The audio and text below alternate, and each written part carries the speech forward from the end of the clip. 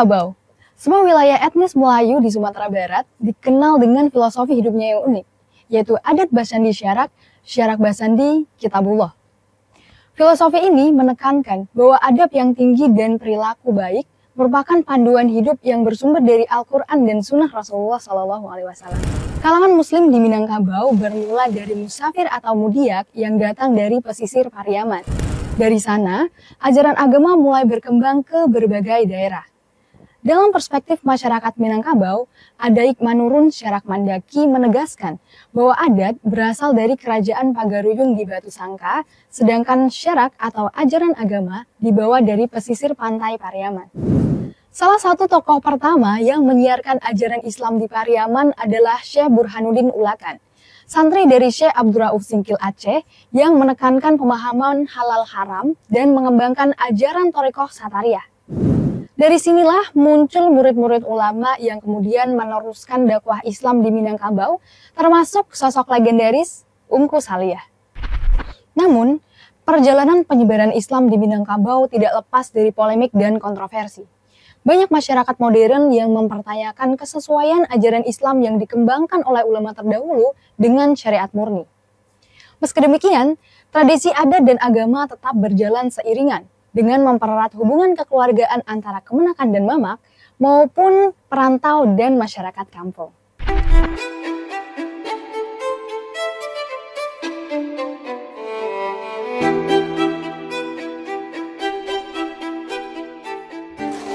Ungku Saliyah lahir pada 1887 dan wafat pada tanggal 3 Agustus tahun 1974 di Pasapanjang, Sungai Saria. Ia merupakan anak pertama dari 5 bersaudara keturunan suku Sikumbang dan Mandailiang. Sejak kecil, ia sudah menekuni ilmu agama dan menunjukkan akhlak mulia, taat beribadah, dan rajin mengaji. Nama Saliyah sendiri diberikan oleh gurunya, Syekh Muhammad Yatim, ulama Pariaman yang berada di Nagarai Mudiak Ampalo Tinggi. Sedangkan masyarakat menambahkan gelar Kirmatullah karena keistimewaan spiritual yang dimilikinya. Sepanjang hidupnya, Ungku Saliyah dikenal mampu meraga sukma serta memiliki kemampuan yang menurut masyarakat setempat kebal peluru. Perjuangan Ungku Saliyah tidak hanya dalam dakwah, tetapi juga dalam kemerdekaan ekonomi koperasi. Ia pernah dipenjara Belanda selama 4 tahun ketika menentang monopoli Belanda dan beban pajak. Keberaniannya, kepedulian pada masyarakat, dan ajarannya yang menekankan syariat dan adat membuat namanya terus terpahat. Bahkan hingga kini, foto Ungku Saliyah masih terpajang di rumah-rumah, kedai-kedai, dan rumah makan sebagai simbol keberkahan dan keteladanan.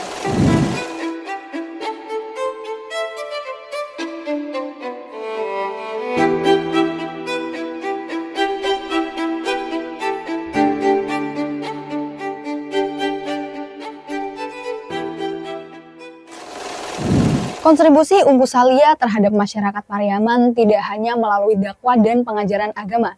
Ia mewariskan tradisi yang masih hidup hingga kini, salah satunya adalah Basapa.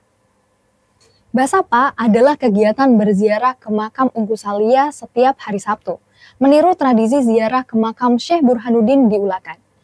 Peziarah melakukan ritual berwudu, sholat sunnah kubuah, membaca ayat-ayat Al-Quran hingga menyiramkan air suci di makam. Kegiatan membantai kabau sebagai peringatan kematian Ungku Saliyah, ritual rantik tulak bala, dan menyerak pitih untuk bersedekah menjadikan tradisi ini tidak hanya sebagai ritual, tetapi juga sebagai sarana pendidikan moral, penguatan tali persaudaraan, dan pengenalan ilmu agama bagi generasi muda. Tradisi ini menjadi simbol kepercayaan masyarakat, sekaligus daya tarik budaya bagi peneliti dan wisatawan yang ingin memahami warisan Islam di Minangkabau.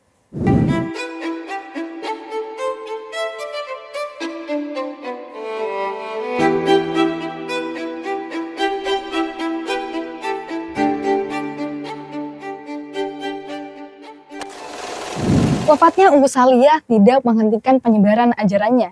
Seperti pesantren di Jawa, gubah dan masjid yang didirikannya menjadi pusat pendidikan, ekonomi koperasi, dan dakwah. Gubah Ungku Saliyah berdiri di Tanah Ulayaik Ungku Saliyah sejak tahun 2004. Kaum yang disebut santri, siak, atau pakiyah soleh rajin mempelajari Al-Quran, Thariqah Satariyah, dan akhlak mulia.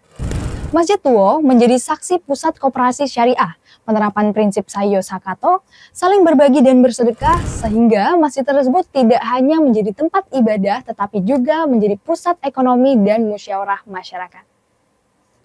Konsep koperasi berbasis masjid menunjukkan visi Unggul Salia dalam membangun ekonomi masyarakat yang beradab dan berakhlak mulia, selaras dengan adat dan syarak Minangkabau.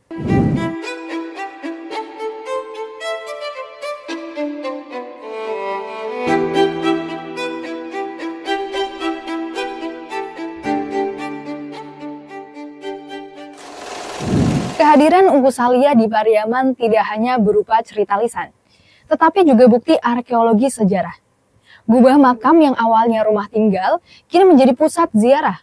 Arsitektur perpaduan gaya Eropa dan Melayu, hiasan dinding dan pagar, serta telempong yang digantung sebagai alarm manual menjadi saksi sejarah Islam dan budaya Minangkabau. Makam ini menjadi simbol keberadaan ulama dan penyebaran Islam di Pariaman. Pengunjung peziarah wajib mengikuti prosedur ziarah yang ada, seperti berwudu, sholat, membaca ayat, dan menyediakan infak. Larangan dan pantang yang dijaga pengurus gubah menegaskan kesucian situs ini, sekaligus menjaga keharmonisan antara kepercayaan adat dan syariat.